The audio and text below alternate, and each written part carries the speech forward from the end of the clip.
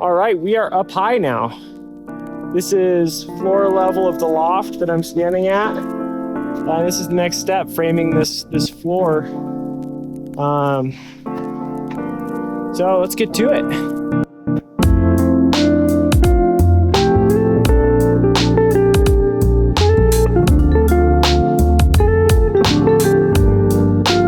I'm about to install kind of a tricky board here, so I figured I'd show my thought process.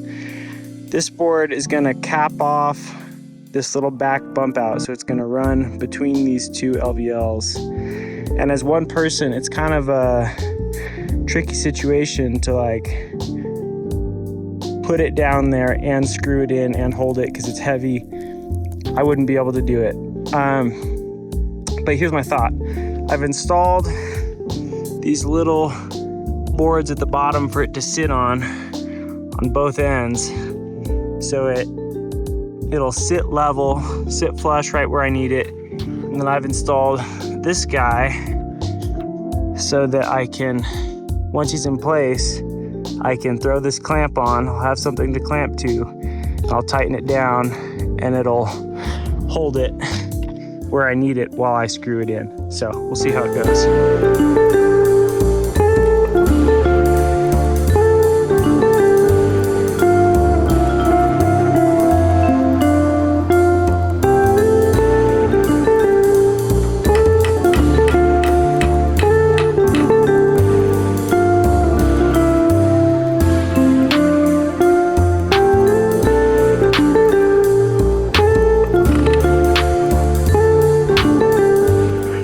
That worked as well as it did, because we've got one more tricky one to install, and now we've got a method.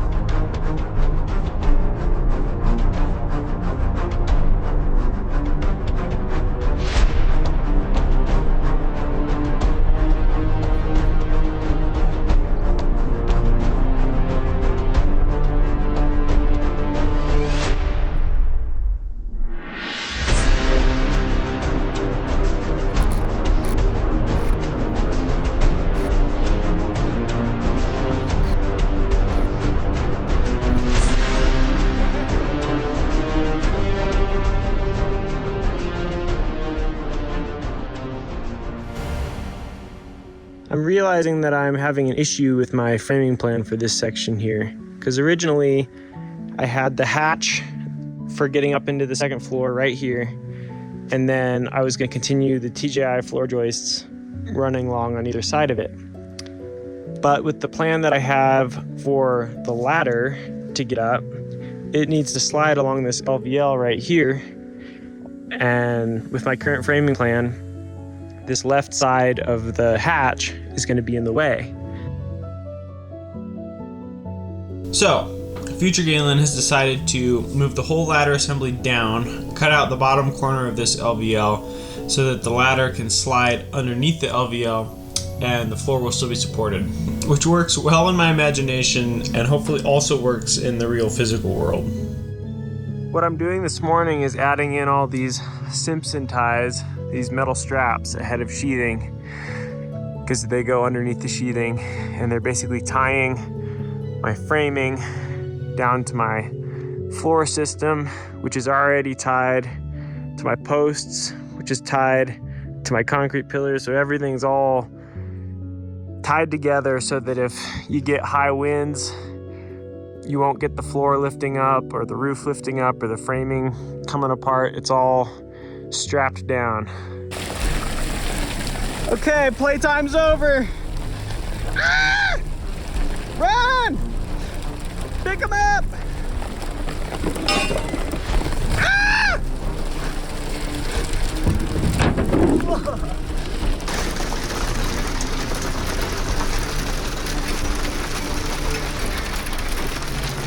under half a roof. Get me out of here.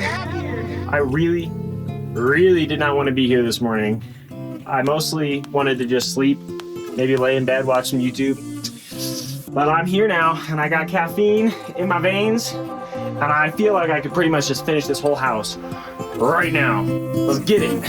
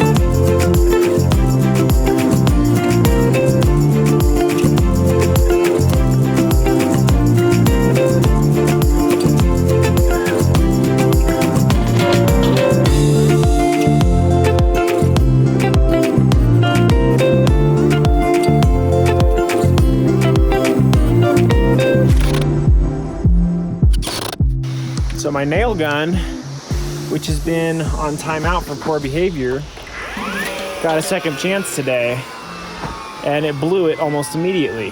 I can't afford to have it blowing holes in my waterproofing layer. So screws it is for the time being.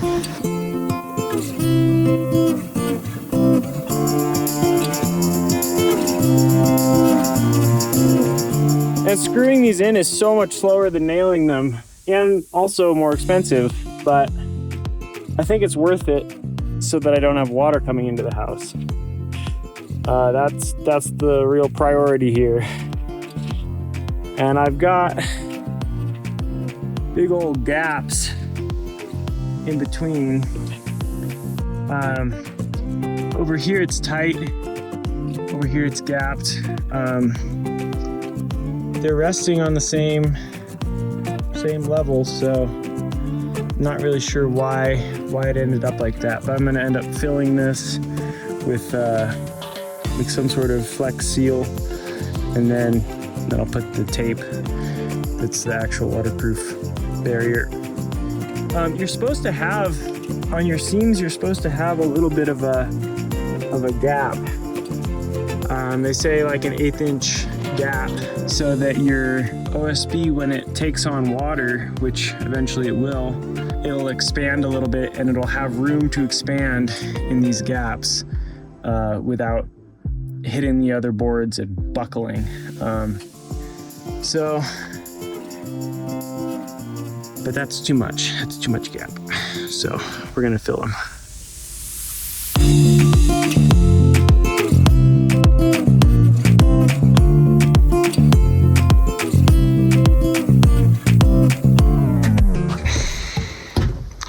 What do you do when you've messed it all up? You fix it with the blocking. You fix it with the blocking.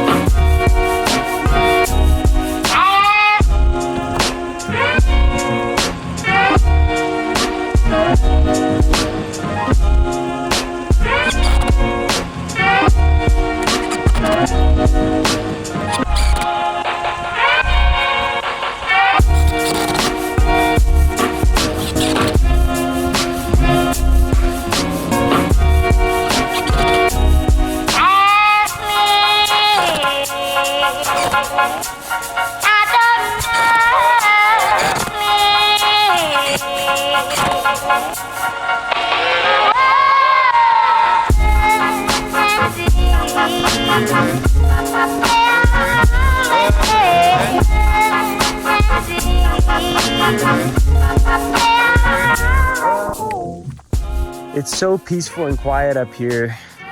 And I love that it's so remote. And, you know, there's nobody really around. You can't hear anybody, can't see anybody, can't hear any roads, can't see any houses.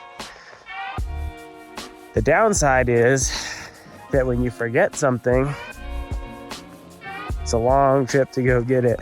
I forgot my freaking iPad with the plans. Super important. I'm not gonna get very far without it tomorrow. I was planning on camping up here, but I gotta go back.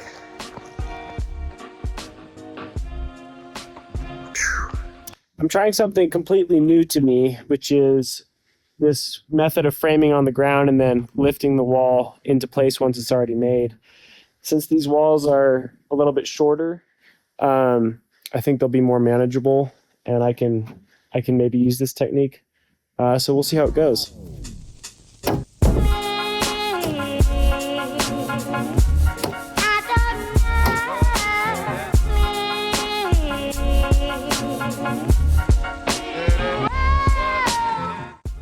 So what is the consensus with this kind of framing?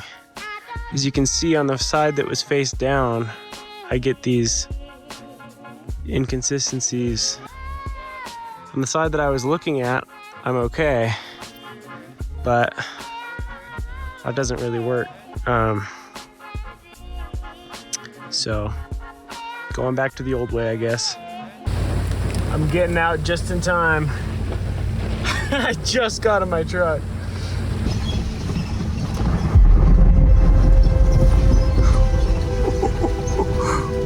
Oh boy. You gotta learn to appreciate the little things like that.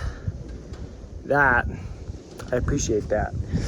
It's not every day that I get something perfectly level. It is every day. I'm that good. I believe I've just made my most egregious mistake yet. This wall is the wrong height. He needs to be shorter by about an inch. And the reason for that is that I have this wall, and then a wall in the front. And they all need to be perfectly in line for the roof joists to sit nice and flush, nice and even. And he's too tall. So I think I just need to tear him out and cut all these down an inch and put it back together. Thank God there aren't many nails. It's mostly screws. Maybe my nail gun failing to work was for a reason. But I actually think I'm gonna wait to fix it until I have done the front wall. That way I can actually put something up here between the front one and this one and make sure I get this one exactly right. So I'm just gonna keep going for now.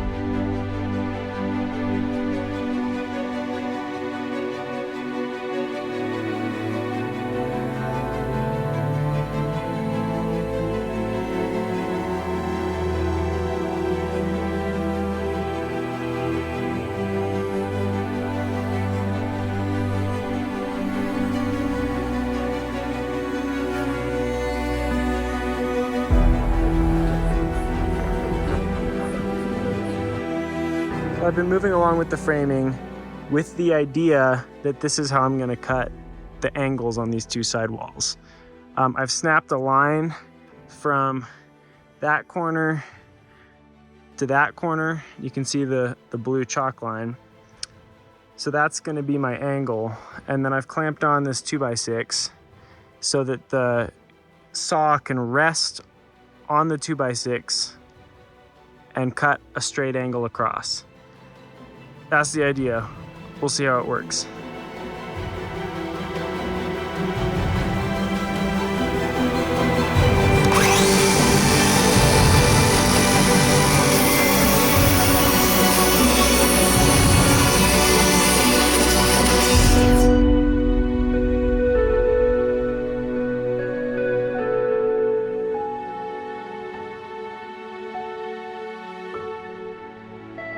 It's not perfect, but it's about as good as I could have hoped for. I did a little bit of adjusting after making all the cuts.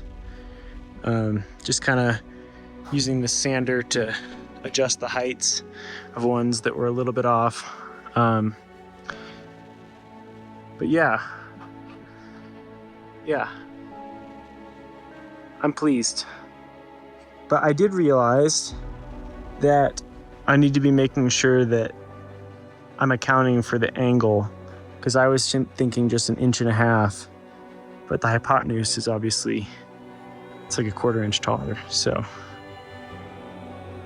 that back wall that was too short, I ripped it out so that I could get it right. And I've got this tester beam in here to simulate the final roof slope, so that I can come down here and measure exactly what I need so that everything is consistent. Yeah, this is exciting.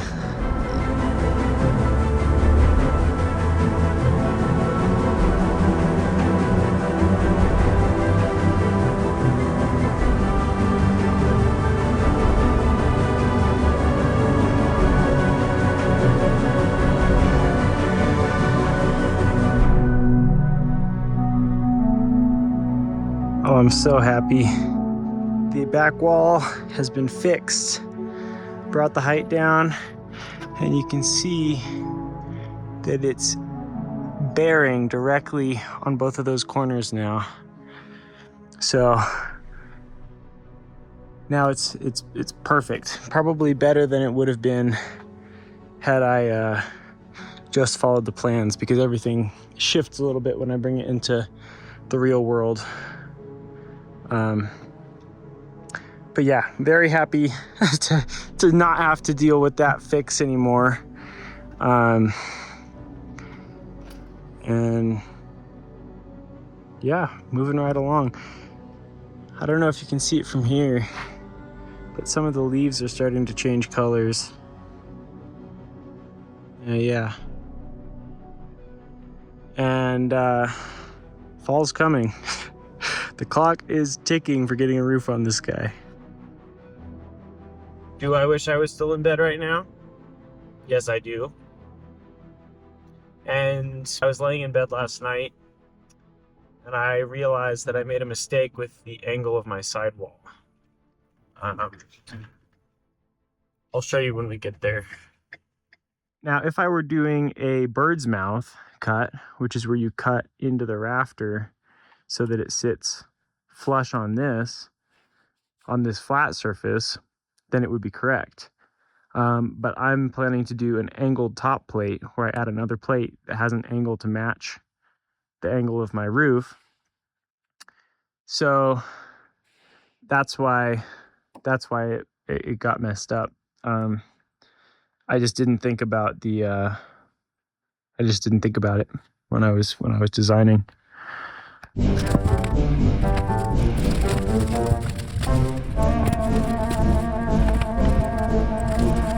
This is a situation because I have to cut these from the other side. I need to be outside cutting in, where I'm gonna need to like strap in to feel safe. So that's what I'm doing now.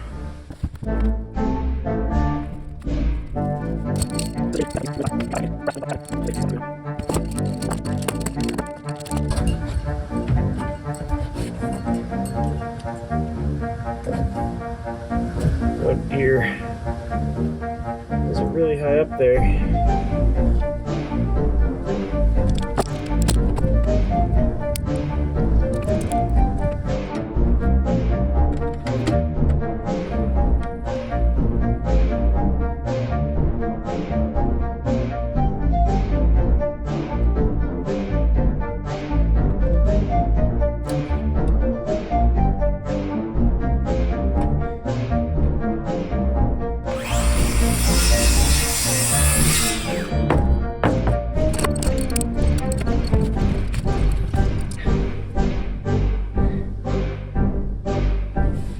Yes!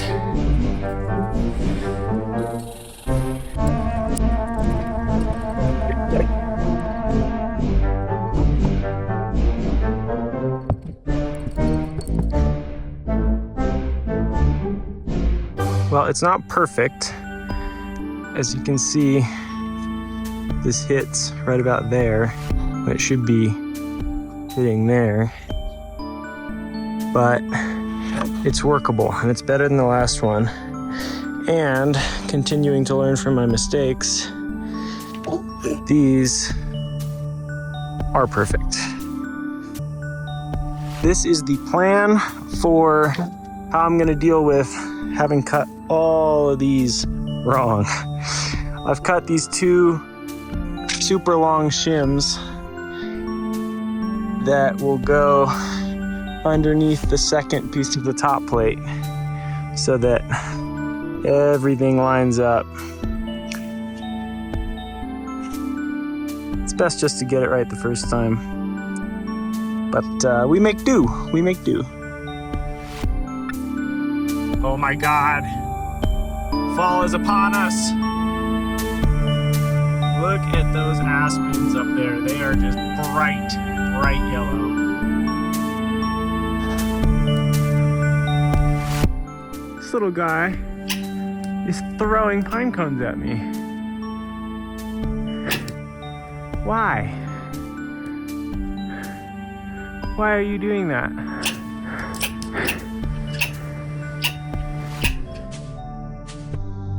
Hey, not nice.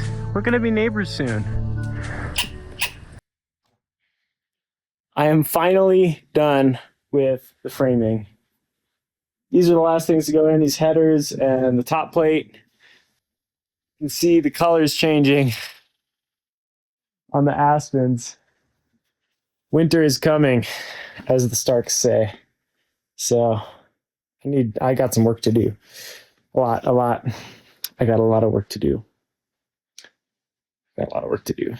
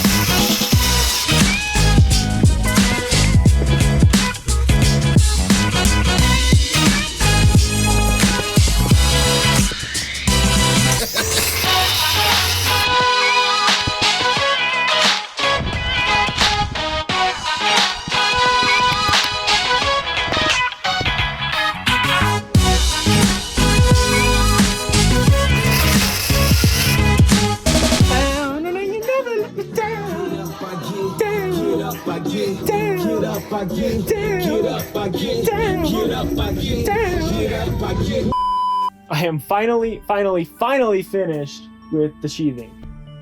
It took me freaking forever, way longer than I thought.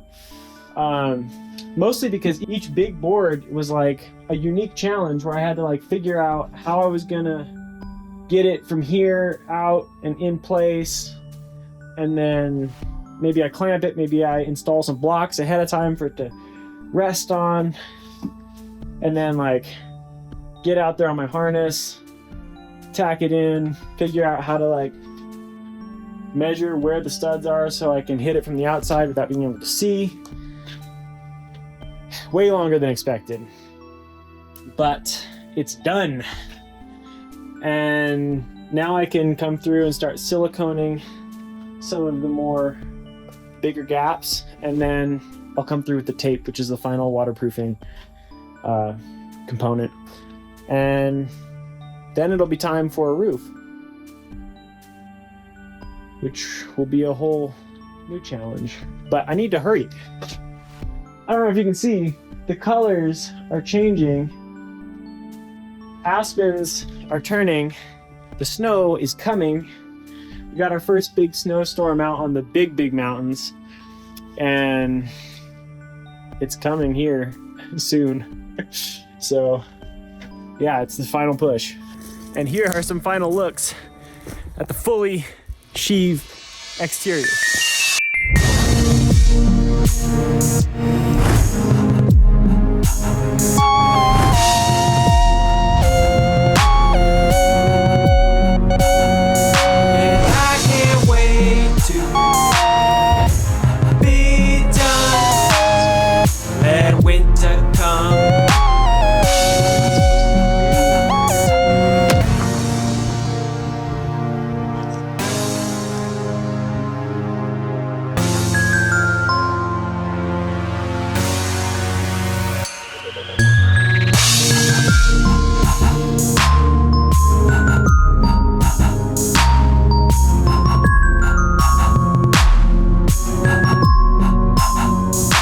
I mean, there you have it.